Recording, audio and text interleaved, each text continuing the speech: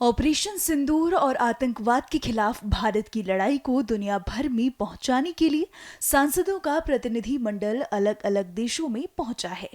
इसी कड़ी में कांग्रेस नेता शशि थरूर के नेतृत्व में सर्वदलीय प्रतिनिधि मंडल गुयाना पहुंचा है। यहां प्रतिनिधि मंडल के सदस्यों ने उपराष्ट्रपति भरत जगदेव से मुलाकात की। इस मुलाकात में क्या चर्चा हुई, इस बारे में शशि थरूर ने जानकारी दी है।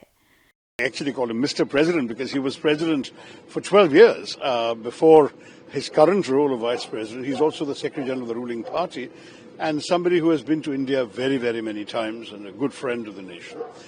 He showed a tremendous amount of understanding for our position on the current events with our neighbor. But equally, we had a much broader ranging conversation about Guyana's development and the scope for India to be part of this narrative. There's a tremendous expansion taking place. Guyana, as you know, has discovered a lot of oil and gas, and with that there's tremendous infrastructural changes happening, everything from highway construction to reforming the banking sector, telecoms, all sorts of areas.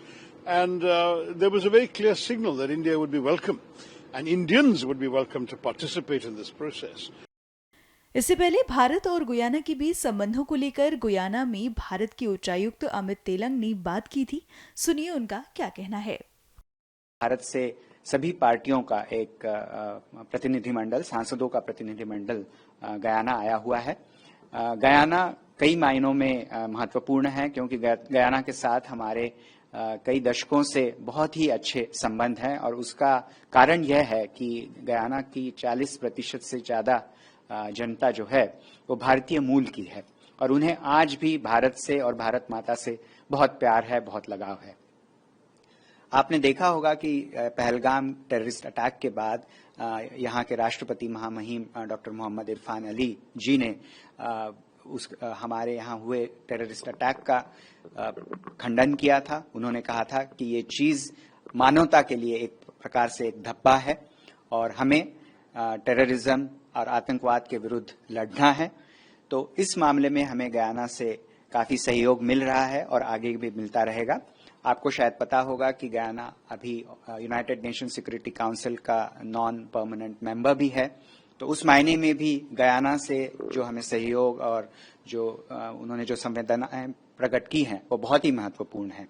और मैं ये भी कहना चाहूंगा कि हमारे दो देशों के बीच के जो संबंध है वो बहुत ही दृढ़ हैं और इसमें हमारे लोगों के बीच जो जुड़ाव है वो बहुत ही महत्वपूर्ण है।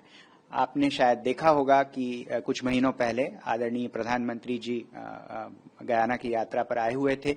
उस वक्त भी हमने यहाँ पे जो लोगों के बीच जो जुड़ाव है, एक दूसरे के साथ मिलकर काम करने की जो चाहत है वो दोनों जगह बहुत ही हमें दिख रही है।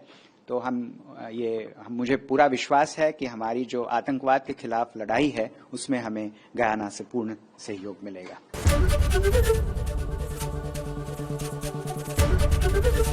एबीपी गंगा, खबर आपकी, जुबान आपकी।